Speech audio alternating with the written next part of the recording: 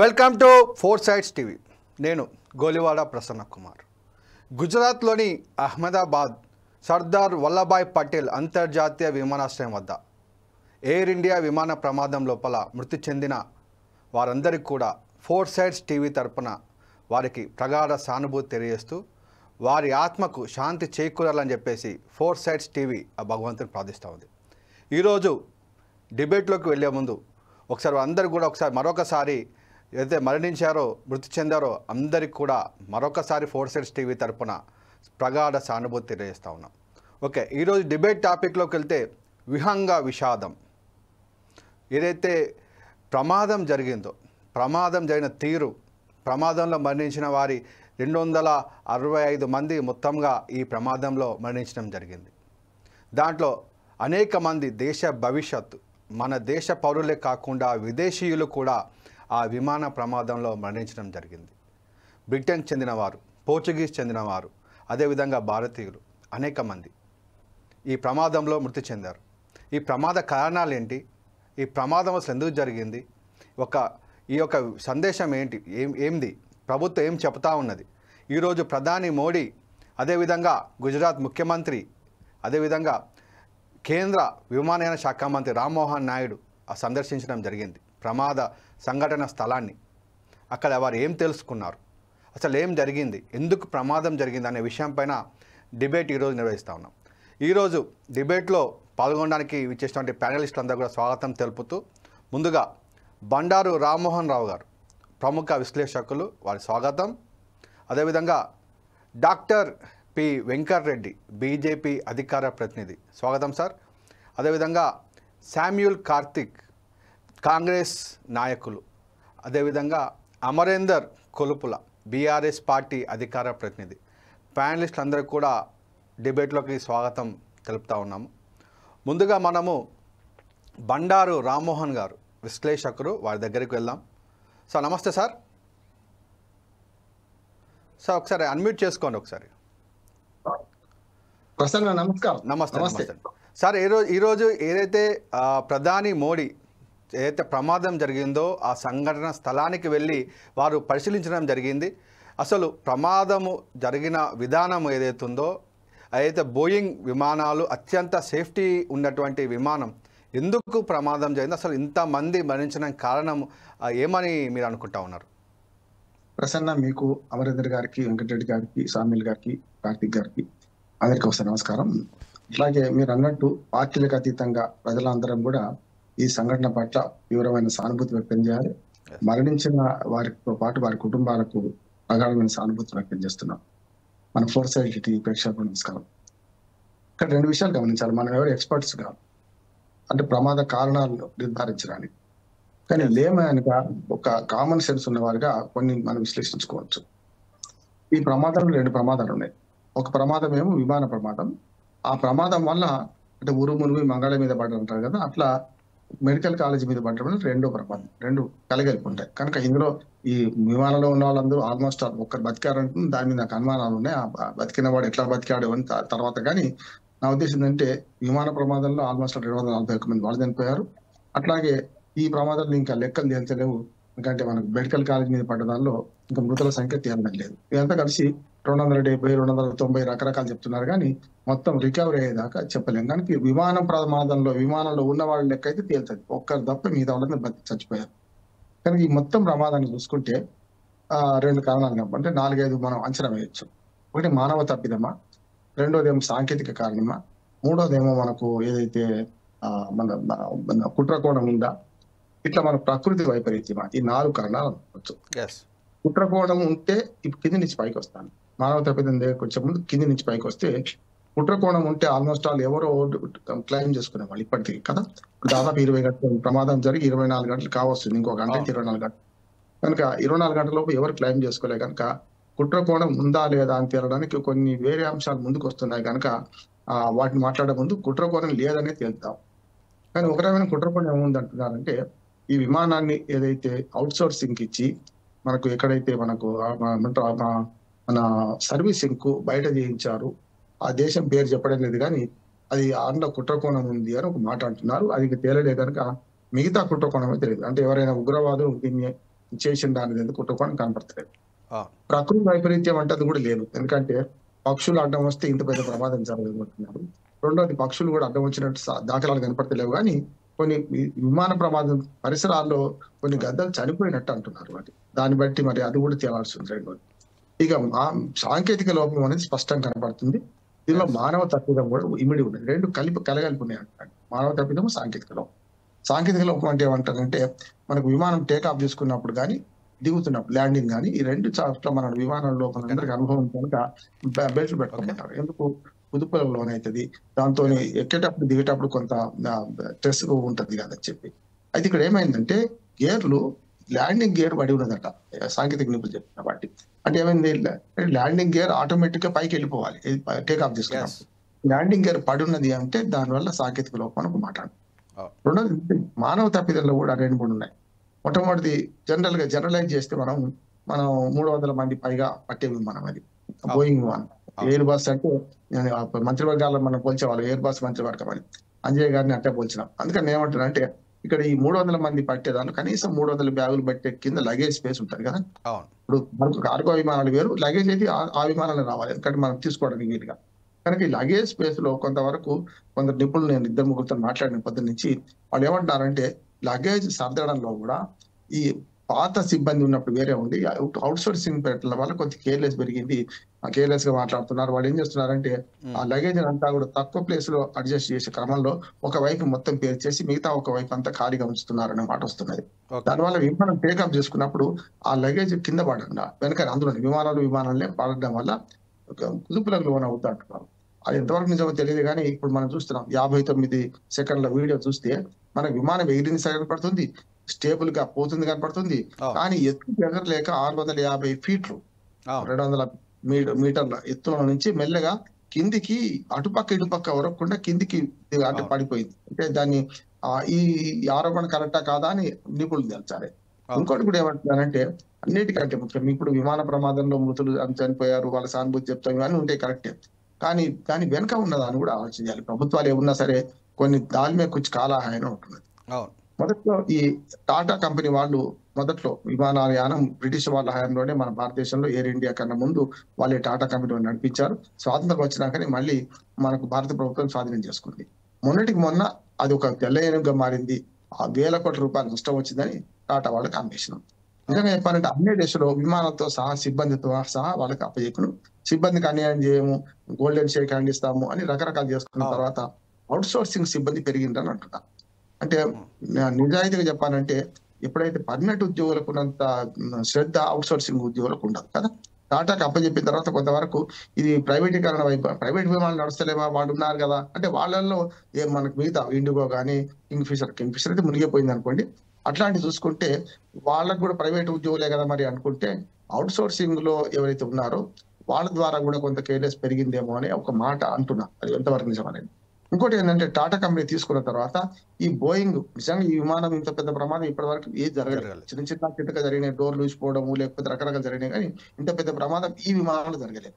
కానీ ఒక పోటీలో దానిలో కుట్రకోణం ఇంకోటి ఏమందంటే ఎయిర్ బస్సు అట్లాగే బోయింగ్ ఈ రెండు మాత్రమే విదేశీ యానానికి వాడుతున్నారు ఎక్కువ.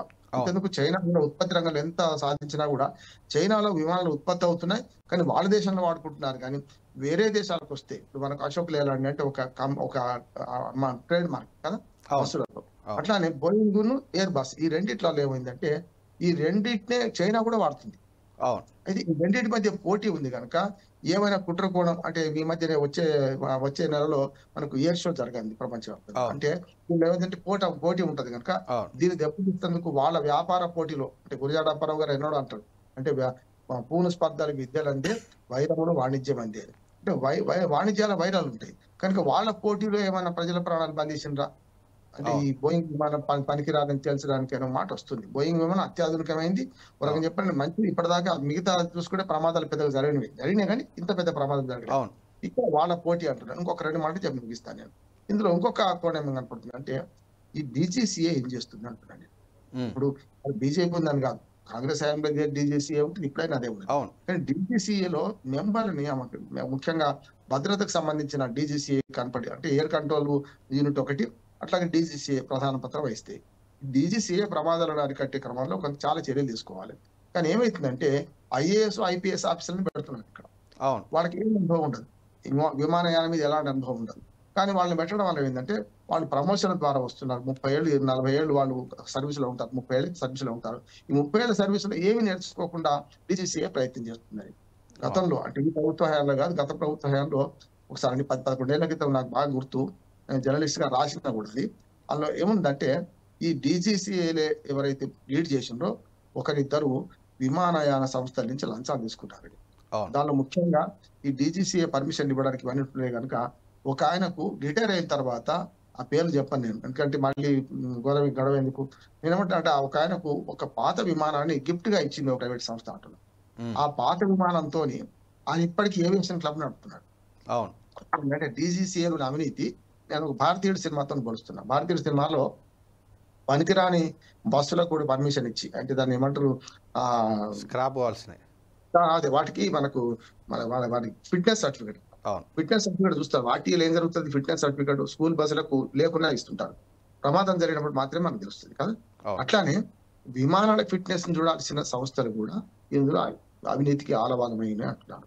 కనుక ఇప్పుడు ఏదైతే విమానం ఉందో గతంలో 6 నెలలు పక్కకు పెట్టబడ్డది, దాంతో పాటు మళ్ళీ బాగుందన్నారు. ఇవన్నీ చూస్తే ఇంజన్లో 2 ఇంజన్లు ఒకేసారి ఫెయిల్ కావడానికి ఈ డీజీసీఏ కూడా పర్మిషన్లు ఇవ్వడంలో కానీ, ఏటీసీ కంట్రోల్ యూనిట్ ఏదైతే ఎయిర్ క్రాఫ్ట్ కంట్రోల్ యూనిట్ ఉందో వీటిలో కూడా కొంత అలక్ష్యం ఉందని చెప్పి అంటున్నారు.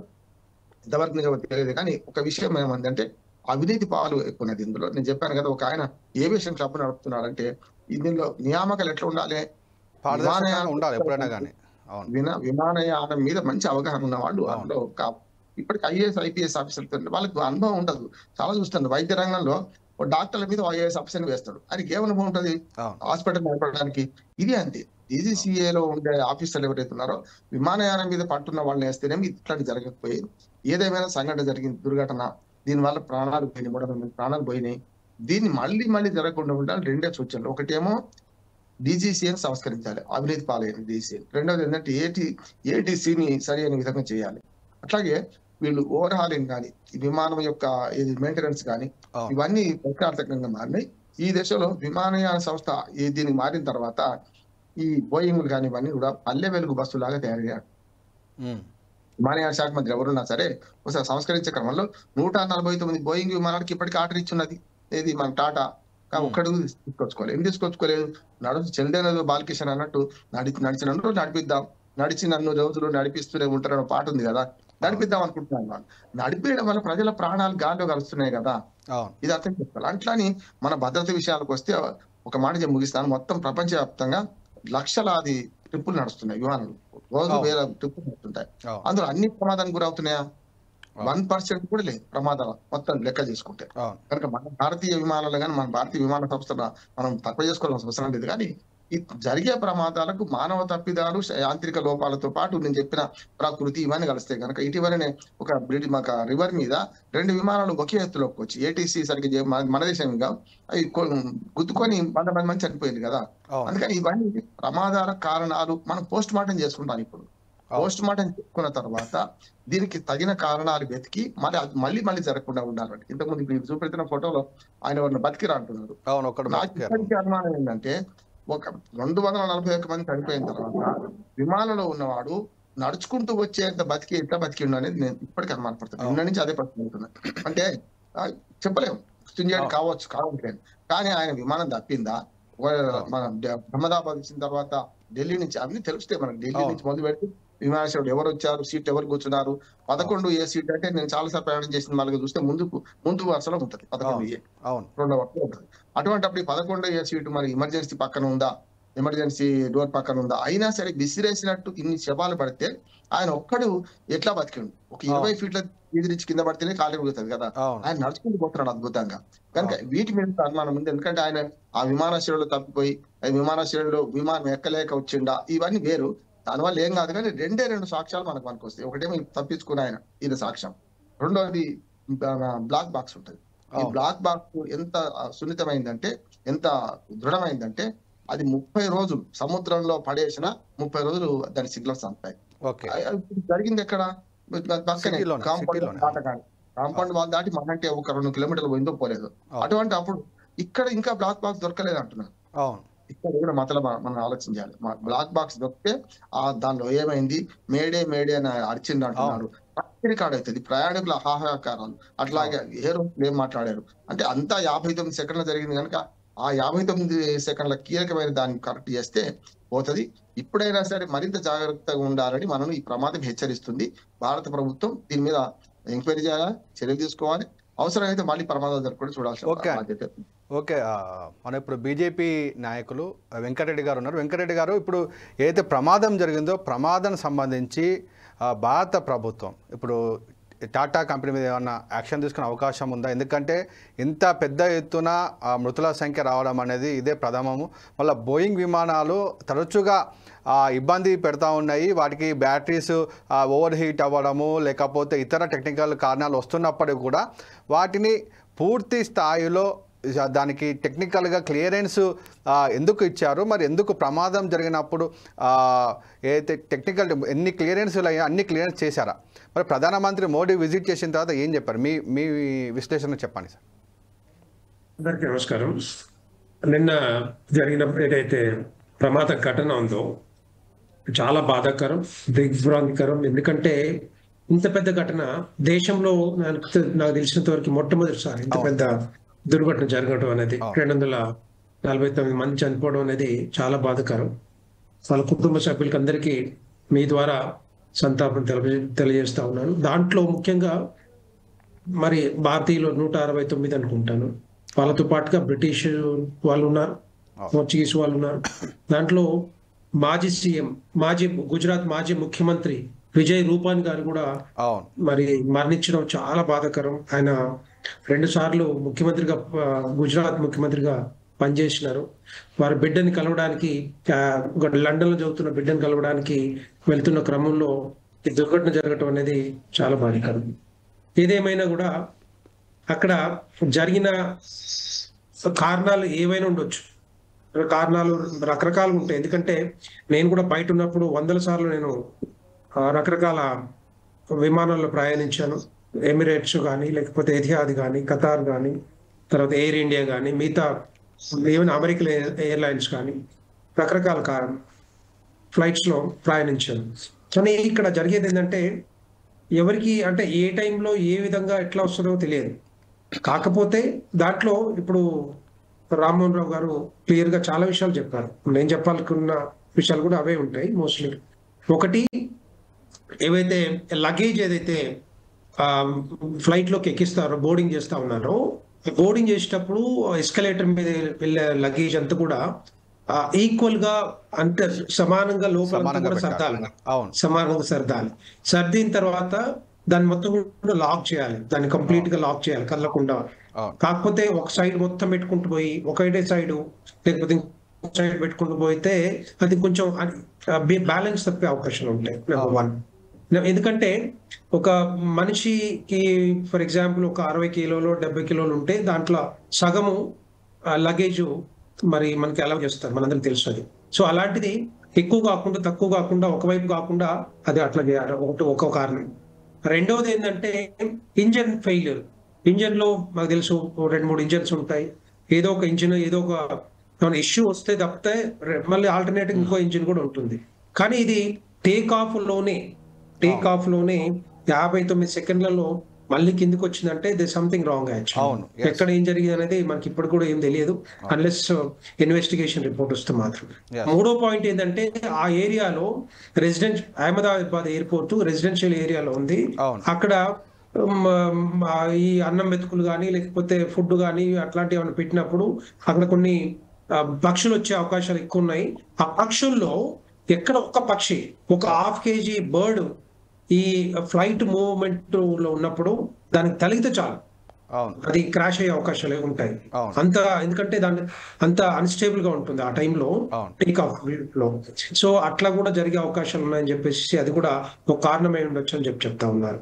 సో దాంతో పాటుగా మిగతా కారణాలు ఏవైనా కూడా బ్లాక్ బాక్స్ వస్తే కానీ, ఎందుకంటే అక్కడ టైం కూడా లేదు. ఫర్ ఎగ్జాంపుల్ ఒకవేళ నిజంగానే క్యాప్టెన్ ఏదైనా డెసిషన్ తీసుకోవాలంటే అది ఎయిర్ లో ఉంటే, ఎయిర్ లో ఒక 1000 ఫీట్ల పైన ఉంటే వాళ్ళు కిందికి వచ్చే లోపల డెసిషన్ తీసుకునే అవకాశం ఉంటాయి. కానీ టైం కూడా లేదు actually.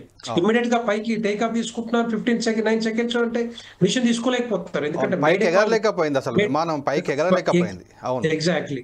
So May Day call announce చేసినా కూడా, కాల్ ఫర్ చేసినా కూడా వాళ్ళు మళ్ళీ రెస్పాన్స్ ఇచ్చే లోపల అసలు కిందికి వచ్చేసిన ఆటోమేటిక్ గా అక్కడ సిగ్నల్స్ కట్ అయిపోయినాయి అని చెప్పేసి. సో నిజంగా చూస్తే అది heart breaking actually. Really extremely tragic incident. అలాంటిది మళ్ళీ తర్వాత కిందికి వచ్చిన తర్వాత కూడా ఎక్కడ పంట పొలాల్లో పడిందా లేకపోతే వాటర్ లో పడిందా అంటే అది కూడా కాదు. అది పెద్ద వచ్చి ఆ మెడికల్ కాలేజ్ బిల్డింగ్ ని అంత ఇంపాక్ట్ తో కొట్టేసరికి మొత్తం టోటల్ గా, ఎందుకంటే దాంట్లో అప్పటికే ఇక్కడ నుంచి లండన్ కు స్ట్రైట్ గా వెళ్తుందంటే డెఫినెట్ గా ఫ్యూయల్ దగ్గర చాలా 1,20,000 లీటర్ల ఫ్యూయల్ ఉంది, దాంట్లో ఫ్యూయల్ ఉంటుంది. అంత ఫ్యూయల్ ఉంది అంటే అది కింద ఇంపాక్ట్ తోటి కింద బాంబు కన్నా ప్రమాదకరం, అది పేలితే అంత విస్ఫోటనం జరుగుతుంది. Impact correct. సో అది జరగడం వల్ల అది ముక్కలైపోవటం, దాంట్లో బ్లాస్ట్ అవటం. అందుకే పాపం ఎవరు కూడా బతకలేని పరిస్థితి, ఆ ఒక్కరు తప్ప. ఆ ఒక్కరు ఎందుకంటే 11A దగ్గర కూర్చున్నారట. ఆ 11 యూజువల్ గా మనకి యాక్సిడెంట్ ఎమర్జెన్సీ డోర్స్ ఉంటాయి. నేను కూడా చాలా సార్లు కూర్చున్నాను. అంటే మనకి అలా అసైన్ చేస్తుంటారు బేసిక్ గా. సో అలా చేసినప్పుడు అక్కడ కూర్చుంటాం. బేసిక్ ఏంటంటే అక్కడ కూర్చున్నప్పుడు ఏదైతే వీళ్ళు ఎయిర్ హోస్టెస్ లో వాళ్ళు కొన్ని ఇన్స్ట్రక్షన్స్ ఇస్తారు, అవి వినాలి. యాక్చువల్లీ చెప్పాలంటే అవి నిజంగానే వినాలి. అవన్నీ కూడా క్లియర్ గా అర్థం అవుతాయి. ఎక్కడెక్కడ ఏంటి ఏమున్నాయి అనేది చాలా మంది దాన్ని పట్టించుకోరు. ఇట్లాంటివి కూడా చాలా ఇంపార్టెంట్. ఎందుకంటే చాలా వరకు మీరు చూస్తే ఇన్ని ప్రమాదాలు జరిగినాయి కదా, విమాన ప్రమాదాలు, అవన్నీ కూడా సీలోనో లేకపోతే ఇంకొక ఏమంటారు గాల్లో జరుగుతాయి. గాల్లోనో ఎక్కడో పడతాయి. కానీ బట్ ఇలాంటి ప్రాంతాలు పడడం అనేది రేర్ యాక్చువల్గా చెప్పాలంటే. అది కూడా టేక్ ఆఫ్ విషయంలో. ల్యాండింగ్ విషయంలో అయినాయి, చాలా సార్లు అయినాయి. ల్యాండింగ్ విషయంలో క్యాలికట్ లో అయింది, ఢిల్లీలో అయింది, ఇంకొక దగ్గర అయింది. ల్యాండింగ్ విషయంలో ఒకసారి అది రన్వేని జారి ముందుకు పోయిన పరిస్థితి కూడా మనం చూసాం. అలాంటి విషయాల్లో కొంతమంది అట్లా జరిగినాయి, అట్లా చనిపోయిన వాళ్ళు ఉన్నారు. కానీ ఇది టేక్ ఆఫ్ విషయంలో మాత్రం చాలా తక్కువ చెప్పాలంటే, చాలా తక్కువ. పాపం చూస్తే చాలా బాధ వేస్తుంటది.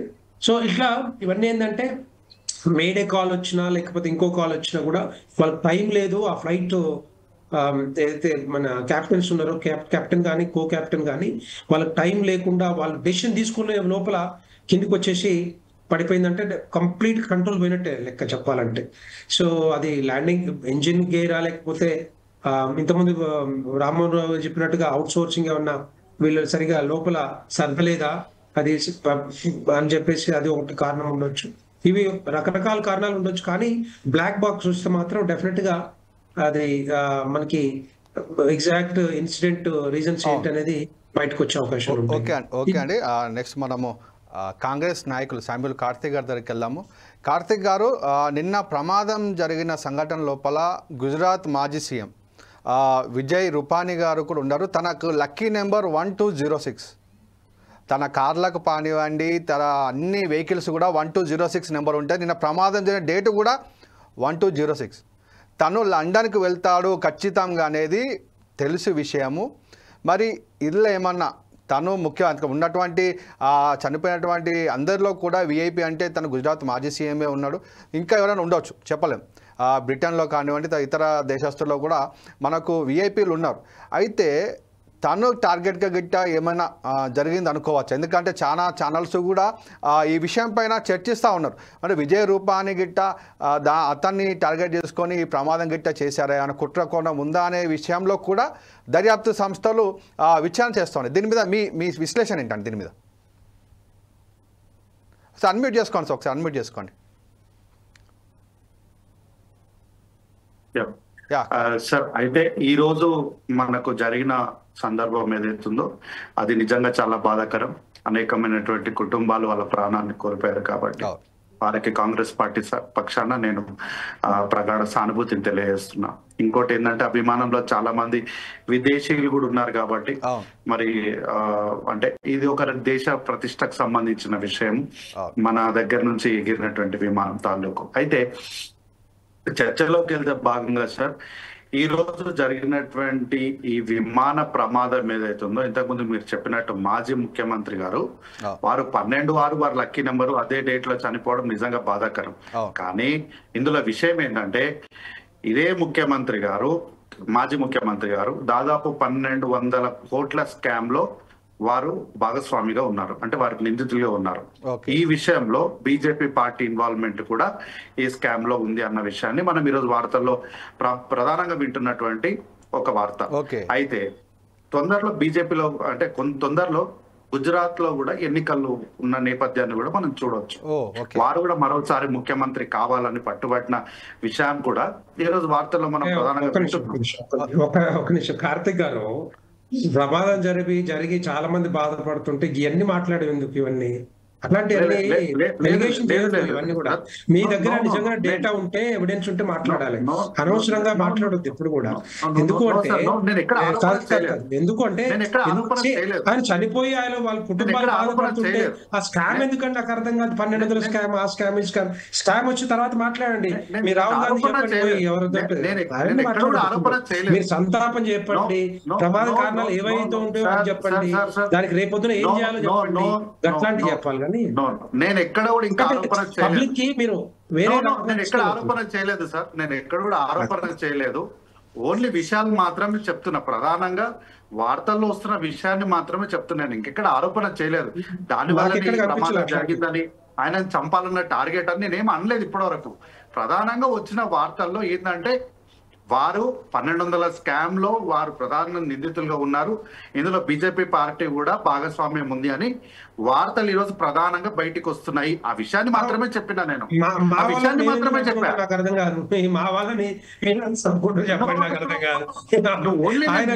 ముఖ్యమంత్రి మళ్ళా పని చేయొచ్చు, రేపొద్దున ముఖ్యమంత్రి మళ్ళా రావచ్చు. ఏమంటున్నా, రాహుల్ గాంధీకి పనికి వాళ్ళ ముచ్చట్లన్నీ చెప్పుకుంటూ వస్తాడు రోజు పనికి వాళ్ళు. రాజకీయాలు కాదు, మీరు నిజంగానే నేను రాజకీయం లేదు, ఆరోపణ లేదు, రెండు చెప్తున్నా. నేను రాజకీయం చేయట్లేదు, ఆరోపణ చేస్తలేను, రెండు చేస్తలేను. ప్రధానంగా వస్తున్నటువంటి వార్తలు అంటే వారు విమానంలో ఉన్నారు కాబట్టి ఆ విమానంలో ఉన్న తాలూకు వివరాల్లో భాగంగా వార్తల్లో ఈ రోజు ఉదయం నుంచి వార్తల్లో ప్రధానంగా వస్తున్నటువంటి వార్తలని మాత్రమే నేను ఇక్కడ ప్రస్తావించాను. నేను ఎక్కడ వారిపైన ఆరోపణలు చేయలేదు, లేదా రాజకీయం కోసం బీజేపీ పార్టీ వారిని ముఖ్యమంత్రిగా మళ్ళా చేయకూడదనే ఉద్దేశంతో వారిని చంపేయాలన్నటువంటి ఉద్దేశం వారికి ఎక్కడ అనలేదు. కార్తిక్ గారు, ఈ రోజు వచ్చే వార్తలు కూడా నేను కూడా చూశాను. ఏంటంటే Surat urban development authority land ఇష్యూలో కూడా విజయ్ రూపానీ పేరు ఉంది. 27,000 కోట్ల రూపాయలు దాంట్లో చేయబదులు జరిగినాయి. దానికోసము చాలా విచారణ జరుగుతుందని కూడా కాంగ్రెస్ పార్టీ నాయకులు, గుజరాత్లో ఉన్నవాళ్ళు, అదేవిధంగా వార్తాపత్రికలు చాలా వస్తున్నాయి. సో అది పక్కన పెడదాం, కానీ ఇప్పుడు ప్రమాదం జరిగిన విషయం పైన చర్చకు కొనసాగిద్దాం. అవును, అదే సార్, నేను ఏమంటున్నా, ఓన్లీ వార్తలన్నీ కూడా ఈ వార్తలన్నీ కూడా ప్రొద్దు నుంచి కూడా ప్రధానమైనటువంటి వార్తల్లో ఈ అన్ని కూడా నిలుస్తున్నాయి అన్న విషయాన్ని నేను చెప్తున్నా. అయితే సార్ నేను ఏమంటున్నా ఈ రోజు జరిగినటువంటి ప్రమాదము నిజంగా బాధాకరం అని చెప్తూ ఏంటి అంటే, ఈ రోజు మనము ప్రతిదీ కూడా ప్రైవేటీకరణ చేసుకుంటూ వెళ్ళిపోవడం వల్ల ఇట్లాంటి ఇట్లాంటి సందర్భాలు జరగడానికి, ఆ రోజు మనము ప్రైవేటీకరణ చేస్తున్నప్పుడు కూడా ఈ ప్రైవేటీకరణ మంచిది కాదు అని ఎందుకు అన్నామంటే ఇందుకే అన్నాం. ఎందుకంటే ఎంత మనం ప్రైవేటీకరణకు వెళ్తామో ప్రభుత్వ ఉద్యోగుల్లో ఉన్నటువంటి బాధ్యత ప్రైవేటు వ్యక్తుల పైన ఉండదు. అందుకనే ఏంటంటే ప్రభుత్వం నిర్వహించినప్పుడు ఏదైనా సరే సంస్థల్ని కానీ ఏదైనా సరే ప్రభుత్వం ఎవరైనా ఉండొచ్చు సార్, కాంగ్రెస్ పార్టీ ఉండొచ్చు, బీజేపీ పార్టీ ఉండొచ్చు, ఇంకెవరైనా ప్రభుత్వం నిర్వహణ ఉన్నప్పుడు ఏదైనా జరిగినప్పుడు మనం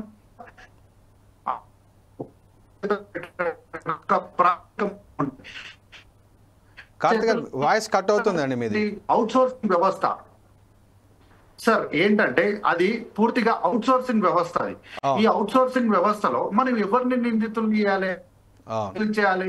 మనం చాలా సింపుల్ గా లగేజ్ సరిగ్గా సర్దలేదు అని అంటే చాలా చిన్న ఇష్యూ, అది యాక్చువల్ గా అసలు ఇష్యూ కాదు. నన్ను అడిగితే మాత్రం లగేజ్ సర్దలేదు అనేది మాత్రం అసలు ఇష్యూే కాదు. అవును, అంత పెద్ద విమానము దాంట్లో. అవును, చెప్పండి.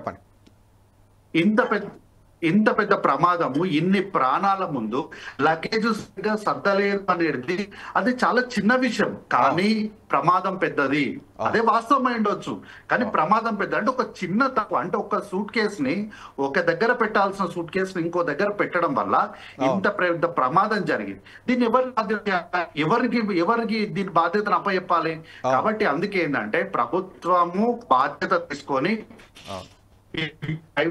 ఆపేసి పూర్తిగా కష్టమైనా సరే ప్రభుత్వమే వీటి నిర్వహణ బాధ్యతలు చేపడితే బాగుంటుంది. ప్రభుత్వమే దీని నిర్వహణ చర్యలు చేపట్టాలని గతంలో నుంచి ఎప్పటి నుంచో కాంగ్రెస్ పార్టీ వాదించేది ఇందుకోసమే. అయితే ఈ రోజు ప్రమాదం జరిగింది కాబట్టి మనం ఎవరిని ఏమనకూడదు, వారికి ఉన్న లక్ష్యాలను వారికి ఉన్నటువంటి అపరాధాలని మనం ఏమి అనకూడదు. వాస్తవానికి ఈ సందర్భంలో ఏం అనకూడదేమో, కానీ ఈ రోజు కాకుండా రేపైనా సరే మనం అనాలిసిస్ లోకి పోయినప్పుడు ఈ తప్పిదకు ఎవరు బాధ్యత? కేంద్ర ప్రభుత్వం బాధ్యత. ఎందుకు ఈ స్థితిలో రామ్మోహన్ సార్ గారు ఐఏఎస్ ఐపీఎస్ లను వేసేస్తున్నారు, వారికి ఎక్కువ అనుభవం లేదని వారు ఒక మాట అన్నారు. Yes correct sir, 100% I accept. ఎందుకంటే ఎక్కడైనా అనుభవం రాహిత్యంగా ఉన్నటువంటి వ్యవస్థల్ని మనము పూర్తిగా నిర్వర్తించలేము. కేవలము వ్యవస్థల్ని అంటే వ్యక్తుల పైన ఉన్నటువంటి సంబంధాల నేపథ్యంలో వారికి వ్యవస్థల్ని అప్పచెప్తే ఇట్లాంటి దుర్ఘటనలే జరుగుతాయి. కాబట్టి వ్యక్తిగత బంధాలు, వ్యక్తిగత సంబంధాలు వేరు, వ్యవస్థల్ని నడిపించే విధానం వేరు. మీకు బంధుత్వం ఉంది, మాకు ఆయనకు స్నేహం ఉంది, మాకు ఆయన వల్ల లాభం జరిగింది అని చెప్పి వ్యవస్థల్ని పూర్తి చేతుల్లో పెడితే ఇట్లాగే ఉంటది. పాడైపోయినటువంటి ఒక విమానం ఇవ్వడం వల్ల ఆయన ఏవియేషన్ క్లబ్ నడుపుతున్నారు అని అంటే ఎవరి సపోర్ట్ వల్ల నడుపుతున్నారు? ఎందుకు దీనిపైన కేంద్ర విమానయాన శాఖ చర్యలు తీసుకుంటలేదు అంటే దీనికి ఏవైనా కారణాలు చెప్పొచ్చు. ఈ రోజు ఇట్లాంటి విషయాలు మనం మాట్లాడకూడదు, ఇది సందర్భం కాదు, మనం సానుభూతిని చూపించాలి. ప్రమాదం పైన మనం మాట్లాడుతుంది ప్రమాదం పైన. ప్రమాదం ఎందుకు జరిగింది? చనిపోయిన వ్యక్తులు ఏం సామాన్యమైనటువంటి సాదాసీదా వ్యక్తులు కాదు. అంటే నేను ఇక్కడ డిఫరెన్షియేట్ చేయట్లేదు. ఒక మాజీ ముఖ్యమంత్రి ప్రయాణం చేస్తున్నప్పుడు ఎంతో కొంత జాగ్రత్తలు తీసుకుంటారు కదా, ఆ జాగ్రత్తలు ఎందుకు తీసుకోలేదు? అంటే ప్రభుత్వంలో బాధ్యతలు నిర్వర్తించినటువంటి వాళ్ళు ప్రయాణిస్తున్నప్పుడు ఎంతో సెక్యూరిటీ చెక్ ఉంటది కదా, ఆ సెక్యూరిటీ చెక్ ఎందుకు జరగలేదు? అందుకు కారణాలు ఏంటి, అందుకు విషయాలు ఏంటి అనేటువంటిది మాత్రమే ప్రధానమైనటువంటి ప్రశ్న మాట్లాడుతున్నారు. కాబట్టి అయితే యాక్చువల్ గా ఎవ్వరు ప్రయాణించినా ఏ విమానం అయినా ఖచ్చితంగా దానికి చెక్స్ అనేవి కంపల్సరీ ఉంటాయి. విమానం టేక్ ఆఫ్ అయ్యే ముందు అనేకమైనటువంటి చెక్కింగ్స్ అన్ని క్లియరెన్స్ ఇచ్చిన తర్వాతనే ఎయిర్ ట్రాఫిక్ కంట్రోల్ అనేది వాళ్ళకి ఎయిర్లోకి వెళ్ళడానికి క్లియరెన్స్ ఇస్తుంది. మరి ఇక్కడ చూసుకుంటే కనుక మనము నిన్న ఒక వీడియో కూడా రావడం జరిగింది. ఏంటంటే ఢిల్లీ నుంచి అహ్మదాబాద్ వచ్చిన తర్వాత అక్కడ విమానం లోపల టెక్నికల్గా ఏం పనిచేయట్లేదు అనేటువంటి ఒక వీడియో కూడా విమానంలో ఉన్న వ్యక్తి పోస్ట్ చేయడం జరిగింది. దాంతో తను గుజరాత్లో దిగిపోయాడు. సో ఇది యాక్చువల్గా తనకు తెలిసిన విషయము, విమానము నడిపేటువంటి పైలట్స్ కానీ సిబ్బంది కానీ తను చెప్పే ఉంటాడు. ఎస్, అది ఎందుకంటే చెప్పే ఉంటాడు. తను చెప్పినా కానీ వినకుండా దాని క్లియరెన్స్ ఇచ్చి దాని విమానం గాల్లోకి లేచిన తర్వాత విమానం గాల్లోకి పూర్తిగా లేవకుండానే కింద పడిపోయింది అంటే ఖచ్చితంగా ఇది టెక్నికల్గానే కాదు, ఇంకా ఇతర విషయాలు కూడా ఉన్నాయని కూడా మనం ఖచ్చితంగా దీన్ని చెప్పవచ్చు. ఎస్, ఇది దీని మీద ఒకసారి అమరేందర్ గారి దగ్గరికి వెళ్దాము, వెళ్తే మళ్ళీ మీ దగ్గరికి వస్తాను. సార్ అమరేందర్ గారు ఏదైతే చెప్పడమే కాదు, ఆ వ్యక్తి చెప్పడమే కాదు, ఆ విషయాన్ని ఏఐకి ట్యాగ్ చేస్తా అంటే ఈ యొక్క విమాన సంస్థకి ట్యాగ్ చేసుకుంటూ ట్విట్టర్ పోస్ట్ చేసిండు ఆ వ్యక్తి. అయినప్పటికీ కూడా వీళ్ళు పట్టించుకోలేదు.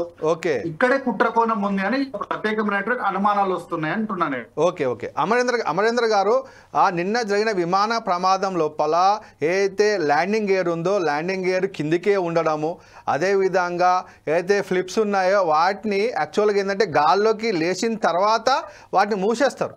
సో అది టేకాఫ్ అయ్యేటప్పుడు 5వ నెంబర్ 6వ నెంబర్లోనే ఉంచి లేచిన తర్వాత గాల్లోకి మొత్తంగా 10,000 అడుగుల ఎత్తుకు పైన పోయిన తర్వాతనే వాటిని మూసేయడం జరుగుతుంది.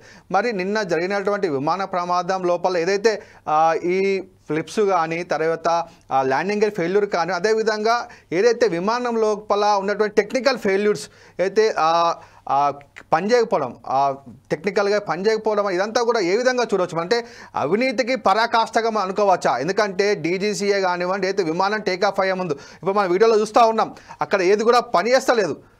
మనకు ఆయన చూపిస్తూ ఉన్నాడు, ఏదైతే ప్రయాణికుడు ఉన్నాడో ప్రయాణికుడు ఇందులో ఏది కూడా టెక్నికల్గా పనిచేయడం లేదు అనేసి తను వీడియో చేసినప్పటికి కూడా దాన్ని పట్టించుకోకపోవడము, అంతమంది ఏదైతే చనిపోయారో దీనికి బాధ్యులు ఎవరిని చేయవచ్చు మనం, ఎందుకంటే అవినీతికి వలన జరిగిందా లేకపోతే ఖచ్చితంగా దీన్ని టేకాఫ్ చేయాలి అనే దాని విషయంలో జరిగిందా, మీరు ఏ విధంగా విశ్లేషిస్తారండి అమరేంద్ర గారు?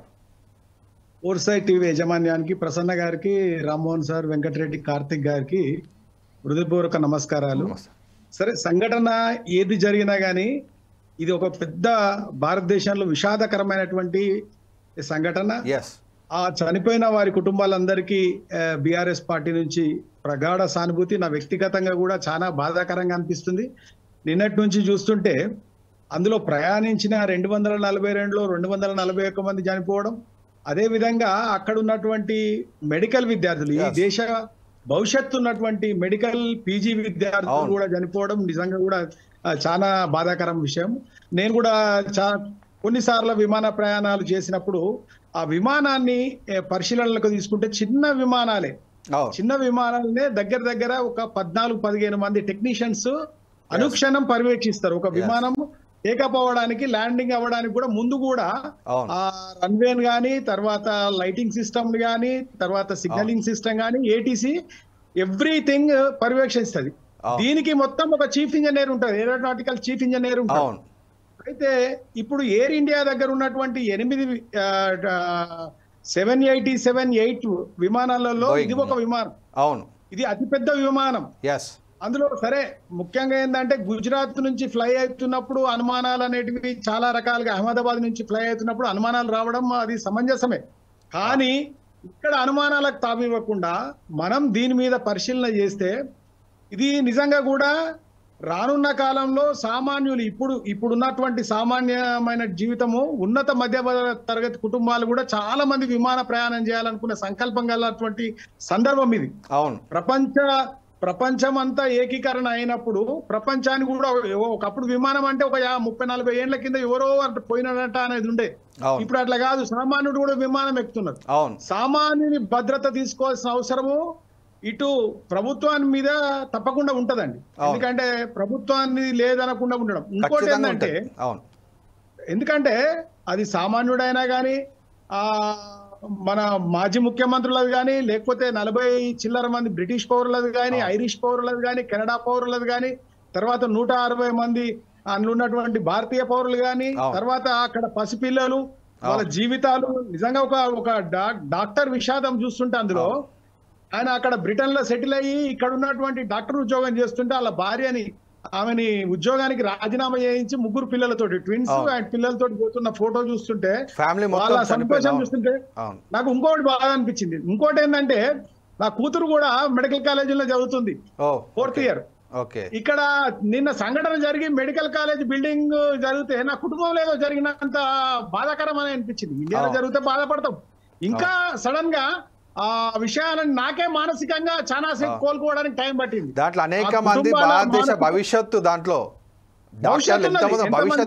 భవిష్యత్తు కూడా విద్యార్థులు, అది కూడా సడన్ గా 1:30కి టేక్ ఆఫ్ అయినటువంటి విమానము 1:32లోనే అప్పుడే లంచ్ టైమింగ్.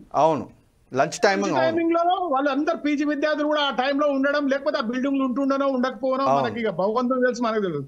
నిజంగా కూడా ఆ కుటుంబాలకు ఫస్ట్ ధైర్యాన్ని ఇవ్వాలని భగవంతుని వేడుకుంటున్నాను. ముఖ్యంగా మీరు ఇక్కడ గమనిస్తే ఎయిర్ ఇండియాకు గతంలో ఏరోనాటికల్ ఇంజనీర్ గా పనిచేసినటువంటి, ఈ విమానానికి చీఫ్ ఇంజనీర్ గా పనిచేసినటువంటి వ్యక్తి ఒకసారి పొగలు వచ్చినాయంట దీన్ని.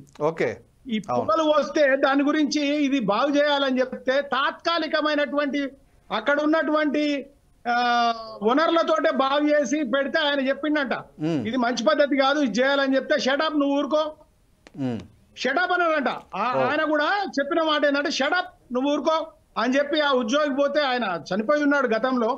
ఇది ఇంకోటి 2013లో తయారైనటువంటి విమానము, ఇది ఇప్పటి వరకు 13 ఏళ్ల ప్రయాణం, 12-13 ఏళ్ల ప్రయాణం చేస్తూ ఉన్నది. అట్లాంటి విమానంలో 2 పైలట్లు కూడా, సుమిత్ గాని ఇంకో పైలట్, కో పైలట్ గాని, వాళ్ళకి చాలా పెద్ద అనుభవం ఉన్నటువంటి వ్యక్తులు. వాళ్ళు దగ్గర సుమిత్ గారు అయితే 8,000 గంటల 200 గంటలు ప్రయాణం నడిపినటువంటి వ్యక్తి. తర్వాత ఇంకో కో పైలట్ కూడా 1000 చిల్లర నడిపినటువంటి వ్యక్తి. ఇద్దరు కూడా పెద్ద వ్యక్తులు. ఇక్కడ నాకున్న అటువంటి అనుమానం ఏంటంటే ఈ టెక్నికల్ అంశాలలో సూట్ కేసులే కాదండి. అవును, నేను చిన్న స్క్రూ కూడా ఇక్కడ ఇష్యూ అవుతాను. ఎందుకంటే విమానం టేకాఫ్ అయ్యే ముందు చిన్న స్క్రూ కూడా అక్కడ కౌంట్ అవుతుంది ఖచ్చితంగా. ప్రతి ఒక్క చిన్న విషయం. కొంతమంది ఏం చేస్తారంటే ఈ మధ్యకాలంలో మనం వింటుంటాం, ఆపరేషన్ చేసుకుంటా దూది మర్చిపోయారు కడుపులో, తర్వాత చిన్న సీజర్ మర్చిపోయారు కడుపులో, లేకపోతే చిన్న దారం మర్చిపోయారు కడుపులో, తర్వాత అది 10 ఏళ్ల తర్వాత 20 ఏళ్ల తర్వాత అది వాళ్ళకు ఒక నొప్పిలాగా వచ్చి ఇంకేమయ్యింది, మళ్ళీ రీఆపరేషన్ జరిగింది, చనిపోయింది పేషెంట్ అంటే వింటుంటాం కదా. దీంట్లో అందులో పనిచేసే టెక్నీషియన్స్ ఎక్కడ ఏ మారపాటు ఉన్నా, ఏమి చేసినా, అందులో పానాలు మర్చిపోయినా, లేకపోతే టూలింగ్ బాక్సులు మర్చిపోయినా, ఇంకేమైనా మర్చిపోయినా, ఇంజన్ ఆ రన్నింగ్ లో ఉన్నటువంటి ఇంజన్ లో ఏదైనా ప్రమాదం జరగవచ్చు. ప్రమాదం జరిగినప్పుడు దాన్ని పరిశీలించినటువంటి ఏరోనాటికల్ ఇంజనీర్ కూడా బాధ్యత వహించవలసిన అవసరం ఉంది. అదే తరపున ఎయిర్ ఇండియా నుంచి ఉన్నటువంటి టాటా వాళ్ళని కూడా అందులో బాధ్యులను చేయవలసిన అవసరం ఉంది. అదే తరపు నుంచి ఈ ప్రభుత్వము నుంచి కొనుగోలు చేయబడేటువంటి ప్రభుత్వము అమ్ముకుంటాము, మాకు లాస్ వస్తుంది అన్నప్పుడు టాటా మళ్ళా మా విమానాలు మాకు ఇవ్వండి, ఎయిర్లైన్స్ విమానం మాకు ఇవ్వండి అన్నప్పుడు అమ్ముకున్నప్పుడు బాధ్యత రహితంగా ఏమైనా జరిగిందా, అక్కడ జరిగిందా అనేది కూడా పరిశీలన తీసుకోవాలి. తర్వాత అందులో ఉన్నటువంటి బ్రిటిష్ పౌరులు, అదే విధంగా ఇక్కడ ఇప్పుడు నిన్న మొన్న జరుగుతున్నటువంటి మనకు పాకిస్తాన్ తోటి జరుగుతున్నటువంటి శత్రుత్వంలో ఇక్కడ ఏమైనా ఉగ్రవాదులు కానీ ఇంకా తీవ్రవాదులు కానీ ఇంకా దాని గురించి టెక్నికల్ గా ఏమైనా ఉన్నారా అందులో? నేను రామ్మోహన్ సార్ తోటి కూడా ఒకటి ఏకీభవిస్తా. ఆ రమేష్ విశ్వాస్ కుమార్ అనే వ్యక్తి కూడా ఒక ఎన్ని అంటే ఒక నిమిషానికి 242 లీటర్ల ఫ్యూయల్ కాలేటువంటి ఆ విమాన కెపాసిటీకి ఎన్నో వేల లీటర్లు, దాంట్లో 120,000 లీటర్లు అండి, 120,000 లీటర్లు ఆన్ బోర్డు ఉంది అక్కడ స్టోర్ అయి ఉన్నప్పుడు ఒక విస్ఫోటం, ఒక బాంబు అది చాలా పెద్ద ఎత్తున ఉన్నటువంటి క్రమంలో ఆ రమేష్ కుమార్ బ్రతుకుడు కూడా నాకు ఒక అనుమానం అనేది అనిపిస్తుంది. ఎందుకంటే సరే నేను కూడా ప్రయాణించిన, వెంకటరెడ్డి గారు ప్రయాణించారు, అందరూ ఆ విమానాలలో ప్రయాణించారు, అద్భుతం కూడా జరిగిందని చెప్పవచ్చు. అమరేంద్ర గారు కంప్లీట్ చేయనివ్వండి, వెంకటరెడ్డి గారు నెక్స్ట్ మీ దగ్గరకు వస్తాను. 11 సీట్ కాడ 100% 11A సీట్ కాడ మనకు ఎమర్జెన్సీ డోర్ ఉంటది. ఇంకా మామూలుగా ఎయిర్ హోస్టెస్ అందరికి చెప్పిన తర్వాత కూడా ఎమర్జెన్సీ డోర్ కాడికి వచ్చి అక్కడ కూర్చున్నటువంటి ఆ ప్యాసింజర్ కూడా మళ్ళీ చెప్తారు వాళ్ళు. ఏమని చెప్తారంటే, ఇది 2 చేతులతోటి, నేను ప్రయాణించినప్పుడు కూడా చూసినా కదా, మీకు బాధ్యత ఉంది, మీరు ధైర్యంగా ఉండాలి, ఏమన్నా ఎమర్జెన్సీ ల్యాండింగ్ అయినప్పుడు మీరే మొదటగా ఈ 2 చేతులతోటి లిఫ్ట్ చేయాలి దీన్ని అనేది క్లియర్ గా చెప్తారు వాళ్ళు. ఇంకా అందులో బోయింగ్ విమానంలో ఇది ఒక లాంగ్ జర్నీ. ఈ లాంగ్ జర్నీలో ఉన్నప్పుడు దగ్గర 8-9 మంది ఎయిర్ హోస్టెస్లు ఉంటారు, ఒకరిద్దరు ఉండరు అందులో. 12 మంది స్టాఫ్ ఉన్నారు, పైలట్స్ ఇద్దరు కాకుండా ఇంకా 10 మంది ఉన్నారు. 10 మంది ఉన్నారు స్టాఫ్ అంటే 10 మంది, ఇద్దరు పైలట్ కో పైలట్ ఇచ్చిపెట్టి వీళ్ళే ఉంటారు. వీళ్ళు వచ్చి చెప్తారు, వాళ్ళు చెప్పి మీకు ఎక్స్ప్లెయిన్ చేసి అక్కడ సీట్ ఉన్న వ్యక్తికి కొంచెం మీకు కంఫర్ట్ ఉందా, మీరు చేయగలుగుతారా, మీకు అన్కంఫర్ట్ ఉంటే చేంజ్ చేస్తాం సీట్ అని కూడా ఎక్స్ప్లెయిన్ చేస్తారు. ఎందుకంటే నేను బోయింగ్ చేసి చూపిస్తారు కూడా, వాళ్ళు చేసి చూపిస్తారు, ఎలా చేయాలో చేసి చూపిస్తారు, చెప్తారు వాళ్ళు. ఇంతమంది ప్రయాణిస్తున్నటువంటి ఈ విమానాన్ని, తర్వాత ఇంతమంది టెక్నీషియన్స్, అలా ఉన్నటువంటి పైలట్లు కూడా కో పైలట్, తర్వాత ఈ మేడే అనే పదము చాలా సందర్భాలలో వినియోగించారు. ఇది ఎంత అంటే ఇక లాస్ట్ చివరి క్షణము, కొన ఊపిరి అంటాం కదా మనము, కొన ఊపిరితో ఉన్నప్పుడు సహజంగా క్లోజ్ అయిపోయిన తర్వాత లాస్ట్ మేడే అనేది అనౌన్స్ చేయడం జరుగుతుంది. అన్ని ప్రయత్నాలు అయిపోయాయి ఇక. అది అయిపోయినాకనే చేస్తారు. అది అన్ని ప్రయత్నాలు అయిపోయిన తర్వాత ఆయన లిఫ్ట్ చేసిన తర్వాత టెక్నికల్ గా ఏమైనా ప్రాబ్లం ఉందా, ఏటీసీ సిగ్నల్ అందకపోతే వేరుంటది, లేకపోతే మొత్తం డెడ్ స్టోర్ ఉన్నప్పుడు మేము చేస్తామంటే వాళ్ళు ఏం చేస్తారంటే ఏటీసీ వాళ్ళు కూడా ఇది వేరే దేశంలో ప్రయాణిస్తున్నప్పుడు, సముద్ర మార్గంలో ప్రయాణిస్తున్నప్పుడు, లేకపోతే ఆకాశంలో ప్రయాణిస్తున్నట్టు అక్కడ ఉన్నటువంటి ఆ రాష్ట్రమో దేశమో ఎమర్జెన్సీకి ఒక సిగ్నల్ ఇస్తే వాళ్ళందరూ కూడా అక్కడ రావడానికి అవకాశాలు ఉంటాయని ఇస్తారు. ఇది కూలిపోవడమే ఒక 59 సెకండ్లు. ఇది ఫ్లైట్ ఎక్కడానికి అది రన్వే మీద ఉన్నది ఒక నిమిషం ఉంటది. ఆ నిమిషం 2 నిమిషాలలో మొత్తం కొలాప్స్ అయింది. ఈ కొలాప్స్ అయిన పడుడు కూడా నివాస యోగ్యాల మీద పడడం వల్ల అందులో విద్యార్థులు చదువుకుంటున్న దాని మీద పడడం కూడా దీంట్లో అధ్యయవలసిన అవసరం ఉంది. ఇంకోటి ఏంటంటే నిన్న సరే నేను ఎవరిని ఇందులో దోషులని చేస్తలేను, ఇట్లా చేయడం వల్ల ఎందుకంటే నిన్న మొన్న మనం వింటున్నాం మన ప్రభుత్వాలు ఎవరి ప్రభుత్వమైనా, నేను కూడా బీఆర్ఎస్ పార్టీలో ప్రభుత్వం ఉన్నాం, కాంగ్రెస్ లా కార్తిక్ గారు ఉండొచ్చు, తర్వాత వెంకటరెడ్డి గారు ఉండొచ్చు, సీనియర్ జర్నలిస్ట్ రామ్మోహన్ రావు గారు ఉండొచ్చు. ఇది భారతీయ పౌరులు కానీ బ్రిటిష్ పౌరులు కానీ మానవులు కానీ ఏదైనా జరుగుతున్నప్పుడు మన అధికారులకు ఎంత ఉంటుంది. మీరు ఒక మాట అన్నారు, ప్రభుత్వ అధికారులకు బాధ్యత ఉంటుంది, ప్రైవేట్ అధికారులకు బాధ్యత లేదని కూడా మీరు ఒక మాట అన్నారు. మీరు ఇప్పుడు ఒక విషయం ఏంటంటే స్కూల్స్ నడుస్తున్నాయి, చెకింగ్ నిన్న మొన్న చేస్తున్నారండి స్కూల్ బస్సులని. నిన్న మొన్న 11-12 తారీఖు నాడు స్కూల్స్ అయితే ఈ రోజు చేస్తున్నారు. నేనేమంటున్నా అంటే ఆర్టీఓలు కానీ ఆర్టీఏలు కానీ ఒక 10 రోజుల ముందు, ఒక నెల రోజుల ముందు ప్రభుత్వాలు బాధ్యతాయుతంగా ఉండాలి. ఏ ప్రభుత్వమైనా రావచ్చండి, ఏ ప్రభుత్వమైనా రావచ్చు, ఏమైనా రావచ్చు, ఇంకా రేపు ఏమైనా వస్తుండొచ్చు. కానీ ఆ నెల రోజుల ముందు అసలు ఉన్నాయా లేవా అనే ఉద్దేశంతో చేయాలి. సార్ టెక్నికల్ అంటే ఐఏఎస్ ఆఫీసర్లను ఐపీఎస్ ఆఫీసర్లను కూడా ఏసుడు తప్పు ఉండకపోవచ్చు, కానీ ఈ ప్రభుత్వాలు కూడా ఇట్లాంటి చర్యలు జరుగుతున్నప్పుడు దాంట్లో టెక్నికల్ ఆస్పెక్ట్ తీసుకొని దాన్ని టెక్నీషియన్స్ లకే అప్పచెప్తే దాంట్లో ఏమైనా మంచి జరిగే అవకాశాలు ఉన్నాయి. కాబట్టి దీని మీద ఒకటి భద్రతా కోణం ఏమన్నా తప్పు జరిగిందా, తర్వాత ఏటీసీ అధికారుల తప్పు జరిగిందా, అక్కడ ఉన్నటువంటి ఇంజనీర్ల తప్పు జరిగిందా, లేకపోతే అందులో లోపల కూర్చున్న వ్యక్తులు ఇంకేమన్నా చేసిర్రా, నేనేమన్నా చనిపోయిన వ్యక్తులు ఉండొచ్చు, అలా బతికి బయటపడ్డ వ్యక్తి ఉండొచ్చు, ఇంకేమైనా వ్యక్తులు ఏమైనా చేసిర్రా, వీళ్ళందరినీ కూడా విచారణ పూర్తిగా చేయాలి. ఇక్కడ ఉన్నటువంటి ఇప్పుడు రామ్మోహన్ నాయుడు యువకుడు సోదరుడు ఆయన అయినందుకు కూడా ప్రతి ఒక్క ఈ విమానయాన శాఖల మీద కూడా ఒక ఇంటెలిజెన్స్ వ్యవస్థ చేసి ఎక్కడైనా ఏమైనా పొరపాటు జరుగుతుంటే, భద్రతా వైఫల్యాలు జరుగుతుంటే దీని మీద ఒక కమిటీ వేసి దీన్ని నిర్ధారణ చేయాల్సిన అవసరం ఉంది. ఇంత పెద్ద ప్రమాదం జరగదు, మళ్ళీ జరగకుండా ఈ ప్రభుత్వాలు చర్యలు తీసుకోవాలని మిమ్మల్ని కోరుకుంటున్నాం. వెంకటరెడ్డి గారు, ఇప్పుడు అమరేంద్ర గారు చెప్పినట్టు మనకు ఇటువంటి ప్రమాదాలు మళ్ళీ జరగకుండా ఒక నిజ నిర్ధారణ కమిటీ, అంటే ఒక టెక్నికల్ టీం తోటి నిజ నిర్ధారణ కమిటీ వేసి ఈ ప్రమాదం జరిగిన సంఘటన సంబంధించి అసలు విషయాలు బయట పెట్టాలని చెప్పి ఎవరు అంటారు. దీని మీద మీరేమంటారండి?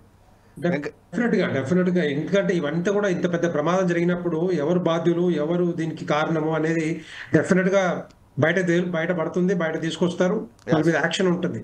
టెక్నికల్ రీజన్సా లేకపోతే ఈ బ్లాక్ బాక్స్ తర్వాత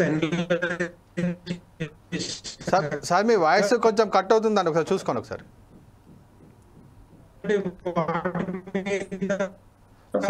సార్ మీ వాయిస్ పూర్తిగా వినబడట్లేదు, కట్ అవుతుంది. వెంకటరెడ్డి గారు చనిపోయిందంతా కూడా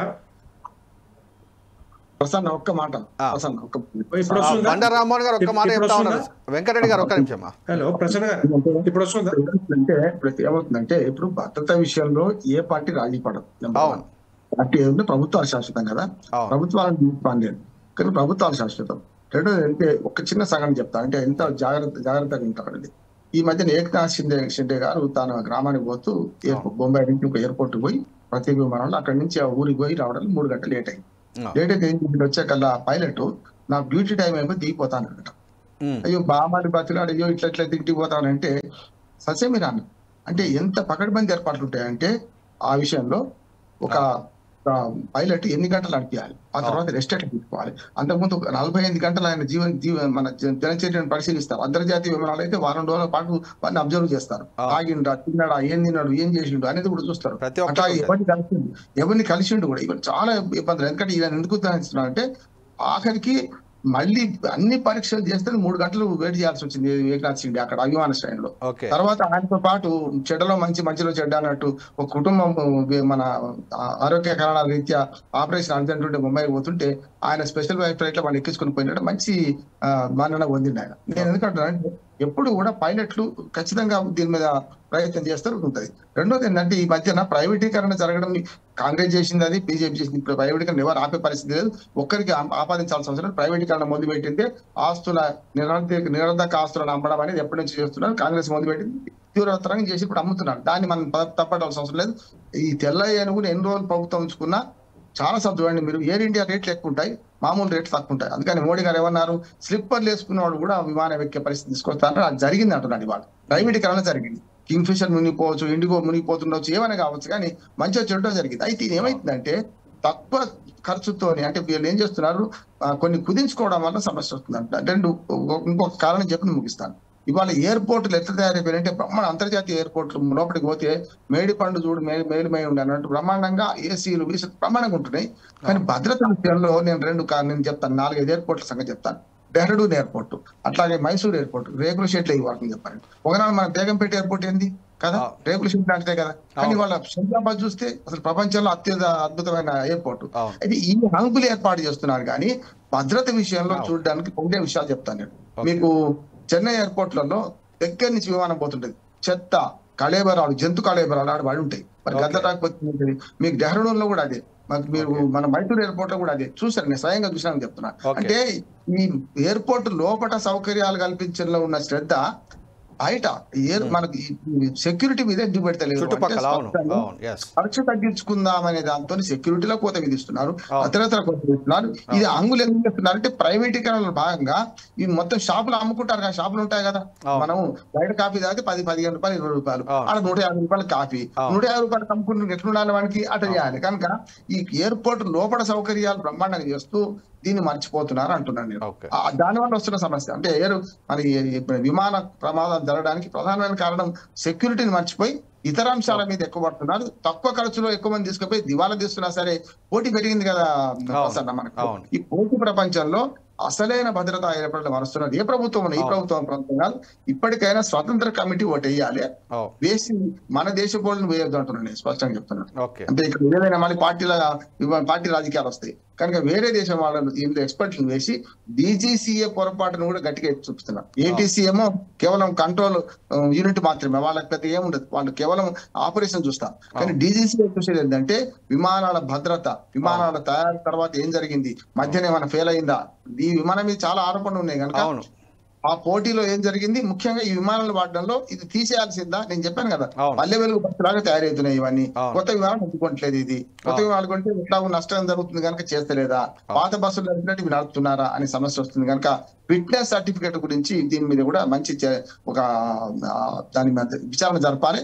దాని ద్వారానే నిజాలు నీకు తెలితే మనం ఎంత మాట్లాడినా ఎక్స్పర్ట్స్ కాదు కనుక ఎక్స్పర్ట్స్ తెలుసుకునే విషయాలు మనం మాట్లాడుకుంటాం. అది అంతిమంగా ఎక్స్పర్ట్స్ చెప్పలేని కామన్ విషయాలు కూడా మన ద్వారా బయటకు వస్తాయి. ఎందుకంటే వాళ్ళు చాలా మేధావులు, అతి మేధావులు ఏమైతే అసలు విషయాలు మర్చిపోతారు. అదే జరిగింది ఇప్పుడు ఇక్కడ. సో ఇప్పుడు ముందు బీజేపీ వెంకటరెడ్డి గారు చెప్పబోయారు. సార్ కంటిన్యూ చేయండి సార్. ప్రసన్న, నేను ఏమంటున్నానంటే ఇప్పుడు వినపడుతుందా? రైట్. ఏమైతే ఈ ఇంత పెద్ద ప్రమాదం జరిగినప్పుడు డెఫినెట్ గా బాధ్యులు దానికి రీజన్స్ ఏంటి, టెక్నికలా లేకపోతే మానవ తప్పిదమా ఏంటి అనేది డెఫినెట్ గా ఈ బ్లాక్ బాక్స్ వచ్చిన తర్వాత అనలైజ్ చేసి డీకోడ్ చేసిన తర్వాత మనకి రిపోర్ట్ వస్తుంది. ఆ రిపోర్ట్ బట్టి డెఫినెట్ గా యాక్షన్ తీసుకోవాలి. ఎందుకంటే ఈ ఒకవేళ నిజంగానే మానవ తప్పిదమో లేకపోతే ఇంకో రీజన్ ఉంటే మాత్రం డెఫినెట్ గా వాళ్ళ మీద యాక్షన్ తీసుకోవాలి. ఇంకొకసారి జరగకుండా ఉండాల్సి ఉంటే ఎందుకంటే ఇవన్నీ కూడా చాలా మంది ఇప్పుడు చాలా విషయాలు చెప్పారు.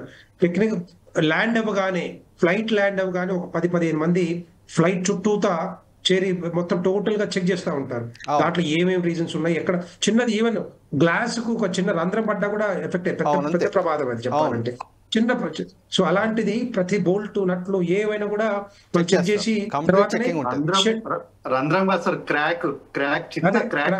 అదే చెప్తున్నాను. ఆ క్రాక్స్ కూడా చెప్పాలంటే ఎందుకంటే డబుల్ క్లాసులు ఉంటాయి, డబుల్ క్లాసులు ఉంటాయి. సో అలాంటిది ఎక్కడ ఏం జరిగినా కూడా చిన్నది చూసినా కూడా ఉన్నా కూడా ప్రమాదం జరిగే అవకాశాలు ఉంటాయి కాబట్టి చెక్ చేస్తారు. సో ఇక్కడ ఒకటి ఏంటంటే అవుట్ సోర్సింగ్ అని చెప్తా ఉన్నారు కదా, ప్రైవేటీకరణ.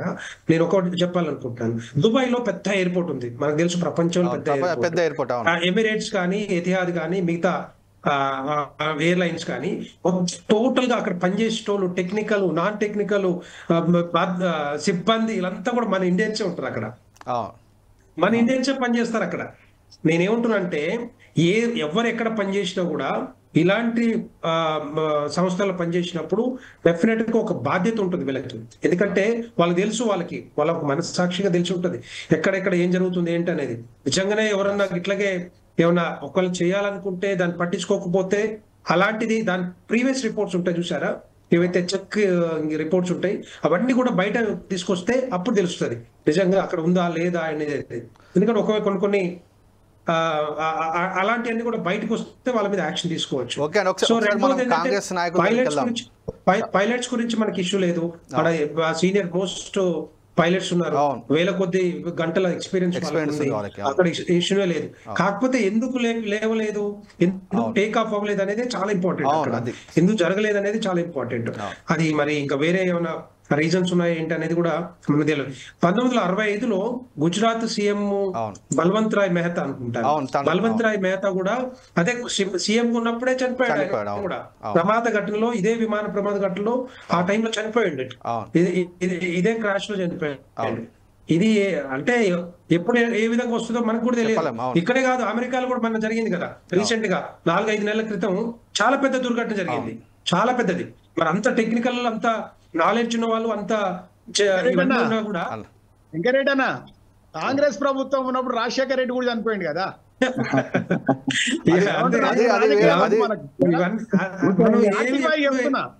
ఎప్పుడు ఏం జరుగుతుందో కూడా తెలియదు. అంటే ఒకవేళ నిజంగానే టెక్నికల్ రీజన్సా లేకపోతే మానవ తప్పిదమా లేకపోతే డెలిబరేట్ గా అనేది కూడా తెలియదు. డెలిబరేట్ గా ఎవరు నిజంగానే చెయ్యరు, కావాలని కూడా ఎవరు చేయరు, ఎందుకంటే వాళ్ళు కూడా చచ్చిపోతారు కాబట్టి దాంట్లో. కార్తిక్ గారు చెప్పబోతున్నారు, ఒకసారి కంక్లూడ్ గా చెప్పండి కార్తిక్ గారు. సార్ ఏం లేదు, ఈ ప్రమాదము నిజంగా యాదృచ్ఛికంగా వాస్తవంగా యాక్సిడెంటల్ గా జరిగితే దానికి మనం ఏం చేయలేం. కానీ దీంట్లో నేను ఏమంటున్నా అంటే, ఇంతకుముందు నేను బీజేపీ ముఖ్యమంత్రి మాజీ ముఖ్యమంత్రి అంటే మా అన్నగారికి ఇబ్బందిగా అనిపించింది, కానీ నేను ఆరోపణకు మాట్లాడలేదు ఆ విషయాన్ని. నేను ఏమంటున్నా అంటే, ఒక మాజీ ముఖ్యమంత్రిగా పనిచేసినటువంటి వాళ్ళు విఐపి వాళ్ళు ఉన్నారు. ఇంతకుముందు చర్చ మధ్యలో ఆపరేషన్ సింధూర్ అంటే పాకిస్తాన్ తో ఉన్నటువంటి ప్రస్తుతం ఉన్న సందర్భాన్ని కూడా చెప్పినారు అన్నగారు. నేను ఏమన్నా అంటే, ఇట్లాంటి సందర్భంలో ఏవైనా అంటే చనిపోయే వాళ్ళు ఇప్పుడు తీవ్రవాదులు కొంతమంది ఉంటారు, వాళ్ళు చనిపోయినా సరే కానీ అందరినీ నాశనం చేసేద్దాం అనుకునే మనస్తత్వం కలిగిన వాళ్ళు, దాడి చేసే వాళ్ళు అనేక మంది ఉంటారు. అయితే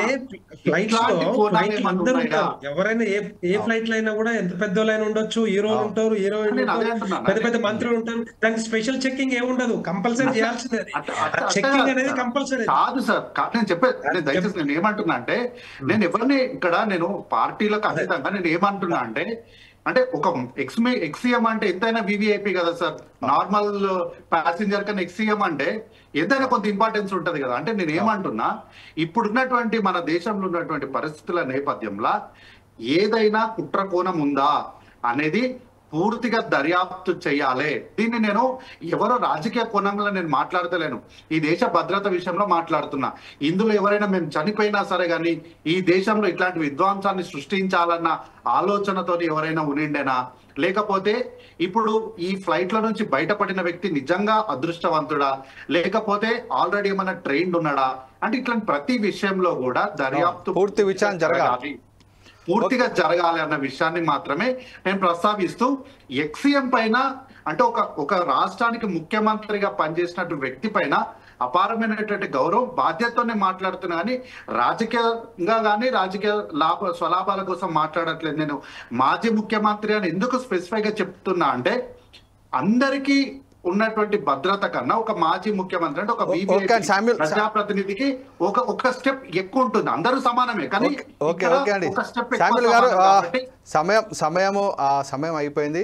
ఈరోజు డిబేట్లో పాల్గొన్నటువంటి కాంగ్రెస్ నాయకులు శామ్యుల్ గారికి, అదేవిధంగా బీఆర్ఎస్ నాయకులు అమరేందర్ గారికి, బీజేపీ నాయకులు వెంకటరెడ్డి గారికి, అదే విశ్లేషకులు బండారు రామ్మోహన్ గారికి ధన్యవాదాలు తెలుపుతూ, మేము 4 సైడ్స్ టీవీ తరఫున ఒక్కటే మేము కోరుకునేది ఏంటంటే, ఈ ప్రమాదము అత్యంత దుర్ఘటన జరిగినటువంటి ప్రమాదం, మేమందరం కూడా ప్రమాద బాధితులకు కానివ్వండి, అదేవిధంగా మృతి చెందిన వారికి కూడా వారి ఆత్మశాంతి చేకూరని కోరుతూ, దీనిలో నిజాలు బయటికి రావాలి, నిష్పక్షపాతంగా విచారణ జరగాలని చెప్పేసి కోరుతూ, రేపు మరొక డిబేట్లో మళ్ళొకసారి కలుద్దాం.